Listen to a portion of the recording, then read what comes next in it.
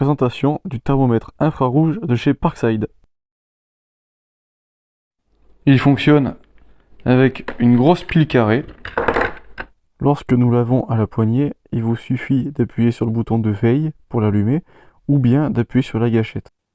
Lorsque nous actionnons l'appareil, l'écran de l'appareil s'allume et offre une très bonne lisibilité. Pour prendre la température, il vous suffit d'appuyer sur la gâchette et là le laser s'allume. La température va s'afficher sur l'écran. Le bouton CF7 vous servira à choisir le mode de température en Celsius ou Fahrenheit. Et le mode 7, lui, vous servira à enregistrer une température de référence afin de pouvoir avoir une température de base. Par exemple, la table est à 20,4 degrés et la température de la main est à 35,5. Ce procédé peut être très utile si par exemple vous testez l'isolation d'une maison par l'extérieur.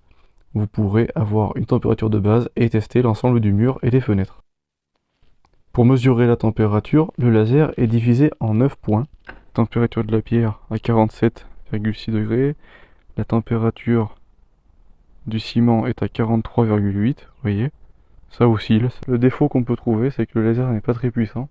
Et en plein soleil, on a du mal à voir l'endroit ciblé. D'ailleurs, des fois, on ne le voit pas du tout, comme là, par exemple.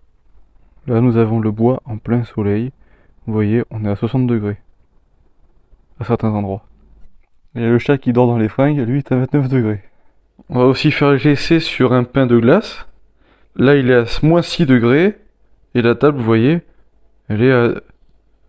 Ouais, forcément, si on s'éloigne du pain de glace, à cet endroit-là, elle est à 20 degrés. Dans mon usage quotidien, je m'en sers principalement pour cuisiner avec la cocotte norvégienne. C'est-à-dire que je mets des pommes de terre dans la cocotte que voici, qui là est à 20 degrés. Les pommes de terre et l'eau sont déjà à l'intérieur. Et quand la cocotte sera bien chaude, je la mettrai dans cette boîte qu'on appelle la cocotte norvégienne. Une fois que la cocotte est bien chaude, comme c'est le cas, elle est à plus ou moins 100 degrés, je la place dans la norvégienne, que je vais fermer totalement pour que ce soit bien hermétique afin que la chaleur reste totalement à l'intérieur. Et comme ça, les aliments vont pouvoir cuire avec très peu d'énergie. Ce sera juste la chaleur résiduelle de la cocotte qui va cuire les aliments. Il faudra juste remplacer l'énergie par le temps. Avec cette méthode de cuisson, vous allez pouvoir faire tout un tas de plats mijotés comme des couscous, des bourguignons ou autres. Voilà, j'espère que la vidéo de ce thermomètre vous aura plu. A très bientôt, au revoir.